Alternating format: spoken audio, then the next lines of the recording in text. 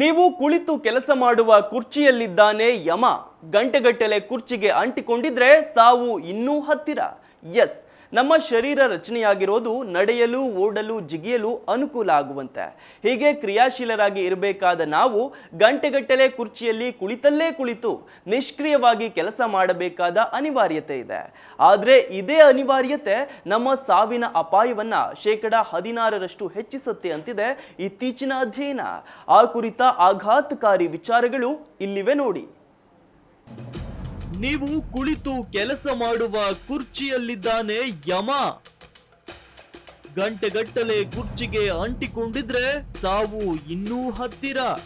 ಬೆನ್ನು ನೋವು, ಕುತ್ತಿಗೆ ನೋವು, ಕಣ್ಣು ನೋವು, ಹೀಗೆ ಅನೇಕ ಸಮಸ್ಯೆಗಳನ್ನು ಎದುರಿಸ್ತಿದ್ದಾರೆ.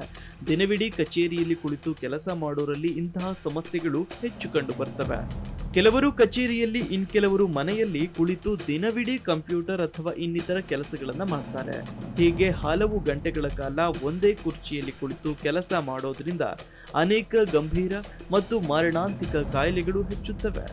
ಯಾಕಂದ್ರೆ ಕುರ್ಚಿಯಿಂದಲೇ ಅನಾರೋಗ್ಯ ಖಂಡಿತ. ಈಗಿನ ಮುಂದುವರೆದ ಜಗತ್ತಿನಲ್ಲಿ ಖರ್ಚು ವೆಚ್ಚಗಳು ಹೆಚ್ಚಿರ್ತವೆ. ಆದ್ದರಿಂದ ಎಲ್ಲರೂ ದುಡಿಯೋದಂತೂ ಅನಿವಾರ್ಯವಾಗಿದೆ. ಕೆಲಸ ಮಾಡಿ ಹಣ ಗಳಿಸೋದು ಒಳ್ಳೆಯದೇ. ಆದ್ರೂ ಹೆಚ್ಚಿನ ಸಮಯ ಕುರ್ಚಿಯ ಮೇಲೆ ಕುಳಿತು ಕೆಲಸ ಮಾಡೋದು ನಿಮ್ಮ ಜೀವಕ್ಕೆ ಅಪಾಯ ಉಂಟು ಮಾಡಬಹುದು. ಡೆಸ್ಕ್ ಜಾಬ್ ಒಬ್ಬ ವ್ಯಕ್ತಿಯ ಸಾವಿನ ಅಪಾಯವನ್ನ %16% ಹೆಚ್ಚಿಸುತ್ತೆ ಅಂತ ಅಧ್ಯಯನಗಳು ಹೇಳ್ತವೆ. JAMA ನೆಟ್ವರ್ಕ್ ಓಪನ್ ಜರ್ನಲ್ ನಲ್ಲಿ ಪ್ರಕಟವಾದ ವರದಿ. ಹಾಗೇನೆ ಅದರ ಸುಮಾರು 13 ವರ್ಷಗಳಲ್ಲಿ 4,81,688 ಜನರ ಮೇಲೆ ನಡೆಸಿದ ಸಂಶೋಧನೆಯಲ್ಲಿ ಈ ಆಘಾತಕಾರಿ ವಿಷಯ ಸಾಬೀತಾಗಿದೆ.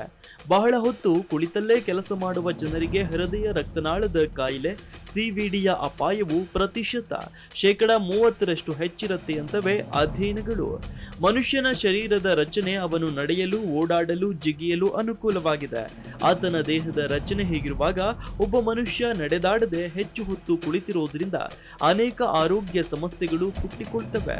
ವ್ಯಕ್ತಿ ಹಲವು ಗಂಟೆಗಳು ಕುಳಿತೇ ಇರೋದ್ರಿಂದ ಆತ ರಕ್ತದೊತ್ತಡ, ಸಕ್ಕರೆ ಕಾಯಿಲೆ, ಬೊಜ್ಜು, ಮೆಟಬಾಲಿಕ್ ಸಿಂಡ್ರೋಮ್, ಹೃದಯ ಮತ್ತು ಕ್ಯಾನ್ಸರ್ನಂತಹ ಗಂಭೀರ ಕಾಯಿಲೆಗಳಿಗೆ ಗುರಿಯಾಗಬಹುದು.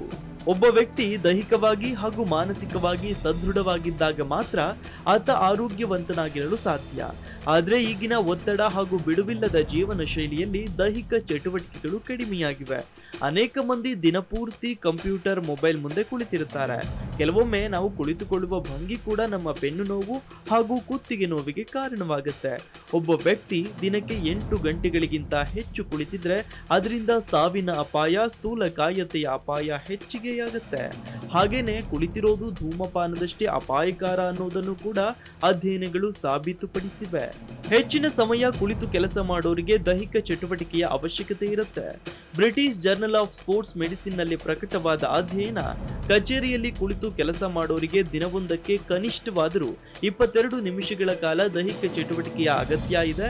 ದೈಹಿಕ ಚಟುವಟಿಕೆಯು ಕುಳಿತು ಕೆಲಸ ಮಾಡೋದ್ರಿಂದ ಉಂಟಾಗುವ ದುಷ್ಪರಿಣಾಮಗಳನ್ನ ಕಡಿಮೆ ಮಾಡುತ್ತೆ ಅಂತ ಹೇಳಿದೆ. ವಾರದಲ್ಲಿ 150 ನಿಮಿಷಗಳ ದೈಹಿಕ ಚಟುವಟಿಕೆ, ಚುರುಕಾದ ನಡಿಗೆ, ವ್ಯಾಯಾಮ, ಬೆಟ್ಟ ಹತ್ತೋದು ಅಥವಾ ತೋಟಗಾರಿಕೆ ಮುಂತಾದ ಚಟುವಟಿಕೆಯನ್ನ ತೊಡಗೋದ್ರಿಂದ ಕೆಲವು ಆರೋಗ್ಯ ಸಮಸ್ಯೆಗಳಿಂದ ದೂರ ಇರಬಹುದು ಅಂತವೆ ಇದೇ ಅಧ್ಯಯನಗಳು. ಕೆಲಸದ ಸಮಯದ ನಡುವೆ 5 ನಿಮಿಷವಾದ್ರೂ ವಿಶ್ರಾಂತಿ ತೆಗೆದುಕೊಂಡು ವ್ಯಾಯಾಮ ಮಾಡೋದ್ರಿಂದಲೂ ಸ್ನಾಯುಗಳು ಸಡಿಲಗೊಳ್ತವೆ. ಜಿ ಕನ್ನಡ ನ್ಯೂಸ್ ಈಗ ನಿಮ್ಮ ಮನೆಯಲ್ಲೇ ನೋಡಿ. ಎಲ್ಲ ಕೇಬಲ್ಗಳಲ್ಲಿ ಈಗ ಲಭ್ಯ.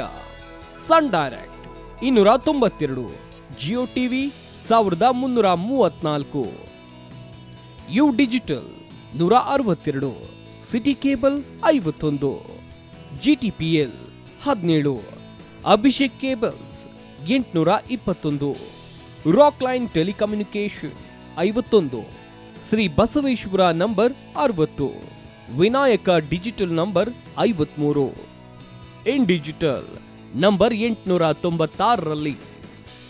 ನಿಮ್ಮಿಸ್ತದ ಜಿ ಕನ್ನಡ ನ್ಯೂಸ್ ನೋಡಿ ಆನಂದಿಸಿ.